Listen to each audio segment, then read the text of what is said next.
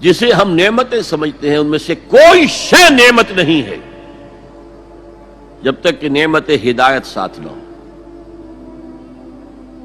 آپ کو اللہ نے دولت دی، نعمت نہیں ہے، اگر ہدایت نہیں ہے آپ کو عیاشی میں اور طرح طرح کی غلط حرکتوں کے اندر مبتلا کرے گی، اسراف اور تبذیر کے راستے دکھائے گی۔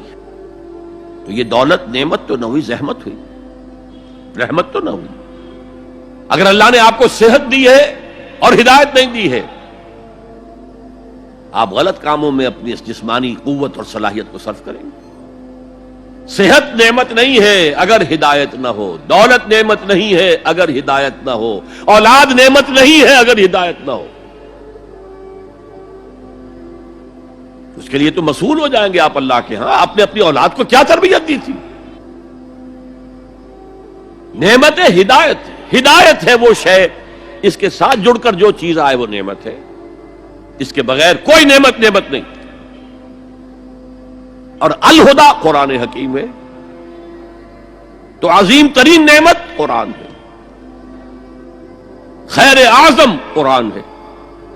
میں ابھی آپ کو وہ حدیث سنا چکا ہوں، هو حبل اللہ المتین وهو الذکر الحکیم وهو الصراط المستقیم، جس کے آخری الفاظ جو ہیں وہ بہت ہی فصاحت اور بلاغت اور اس میں جو جوش اور جذبہ ہے، واقعتاً یہ حدیث جو ہے یہ اپنی فصاحت اور بلاغت کے اعتبار سے قرآن مجید کے بہت قریب پہنچ جاتی ہے۔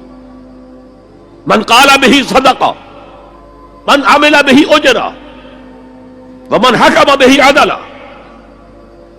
ومن دعا الیہ ہدی الی صراط مستقیم۔ جو اس قرآن کی بنیاد پر کوئی بات کہے اس نے سچ کہا، جو اس قرآن کے پر عمل کرے اس کا اجر محفوظ ہے، جو اس قرآن کی روح سے کوئی فیصلہ کرے اس نے عدل کیا، اور جو اس قرآن کی طرف بلائے کسی اور کو ہدایت ہو نہ ہو اس کی ہدایت تو ہو گئی، انشورڈ۔ ومن دعا الیہ ہدی الی صراط مستقیم۔ اور اس میں جو پہلے آیت تھی نا اس میں بھی یہی ہے، ومن یعتصم باللہ فقد ہدی الی صراط مستقیم۔ آیت نمبر 101 جو ہے ہماری آج کی گفتگو 102، 103، 104 پر ہے، اس سے پہلی جو آیت ہے وَمَن يَعْتَصِم بِاللَّهِ فَقَدْ هُدِيَ إِلَىٰ صِرَاطٍ مُسْتَقِيمٍ، اور اللہ کے ساتھ جڑ جانے کا ذریعہ قرآن کے ساتھ جڑ جانا۔